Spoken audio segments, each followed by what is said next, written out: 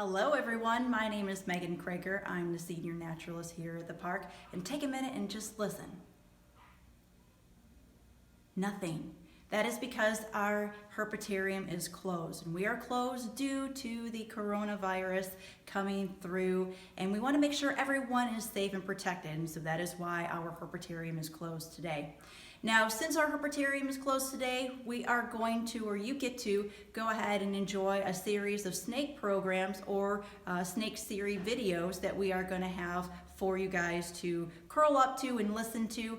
The park ranger that's going to be giving those videos, her name is Crystal Haney, and she's going to go over some great information about our local snakes here at the park, and then also you'll be able to see some of the snakes that we do have as part of our resident snakes here in our herpetarium. Now grab a blanket or get a nice box of popcorn and pop it, because you're going to enjoy these next several videos. Enjoy and have fun.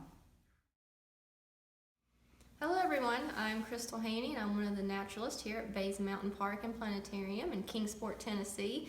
And we're going to do a little short series on snakes. So I do have one here on my arm. This is Vermilion, our red corn snake, and he is one of our native species of snakes here in Tennessee. So he'll be hanging out with me while we talk what in general snakes are. So most of you are familiar with snakes. You've probably seen one at your house or out on a trail. But some of you may not know a lot about snakes. So hopefully through this series you'll learn a little bit about snakes in general. We'll talk some more about venomous snakes versus non-venomous snakes, and then how to respect them, coexist with them, and also their importance. So the first topic we'll talk about are what snakes are in general. So most of you know that snakes are in the Animalia kingdom, but there are different groups. There's mammals, birds, fish, amphibians, and reptiles. Now, of course, we know snakes are not mammals, birds, or fish, but some of you may not be aware whether they are amphibians or reptiles.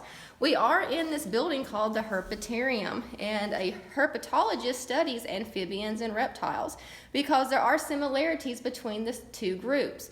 Now, amphibians are consisted of toads, frogs, and salamanders. Snakes would what would be considered a reptile. Other reptiles are turtles, lizards, crocodiles, and alligators. So some similarities between snakes and amphibians are they are ectotherms or ectothermic, which means they're cold-blooded.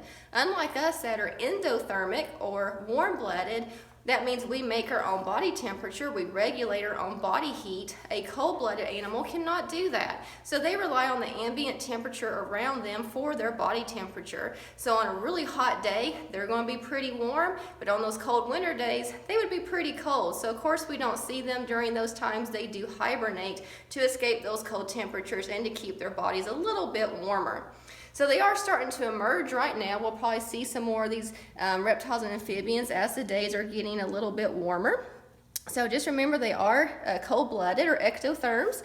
Another similarity between the two groups is they are egg layers. So that's how they reproduce, is by laying eggs.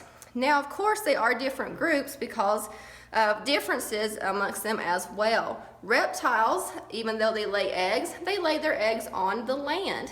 When they hatch, they're just miniature versions of themselves. They don't look any different. They don't have to form any appendages or lose any appendages. Unlike amphibians, the toads and frogs and salamanders, they lay their eggs in the water because when they are born, they are aquatic life forms. So tadpoles and aquatic salamanders, they are born in the water as juveniles. They live for a little while, and then they metamorph into their adult terrestrial stage. So the tadpoles will grow legs and lose their tails, lose their gills for lungs, and salamanders will come up on land and develop lungs. Some are lungless, but they do form into their terrestrial stage. So they change a little bit compared to the reptiles. Another difference between the two is the way they feel if you were to touch them. If you've ever touched a frog or toad, you know that they are a little bit slimy. So amphibians do have smooth, moist, thin, glandular skin. They secrete mucus to keep their bodies moist. Unlike a snake here, however, it is not slimy. That is one misconception about snakes, is they're slimy when you touch them. But snakes, being a reptile, have dry, rough, scaly skin. So when you touch a snake, or if you've ever touched a turtle or lizard, you know they're very dry to the touch. So those are the main differences in the two groups. If you've noticed the snake here while he's been out, he's been sticking his tongue out. He's been touching me with it, and he's just been touching the air with it. And what he's doing is smelling. That is one of the ways snakes smell. Now, they do have 2 nostril holes in the front of their face. They smell with their nose, just like we would, but they do have that tongue to help with smelling as well. So when he sticks his tongue out, he's collecting scent particles. These scent particles are floating around in the air around us. He collects those, he brings them back in his mouth, and at the roof of his mouth, he's got an organ called a Jacobson organ that he puts that tongue on, and his organ will tell him what those scent particles mean. So if he knows if there's a mouse in this room or there's humans, he can tell the difference in what is around him. So that helps him find his prey. They are carnivores, so they eat mostly small rodents like mice and rats.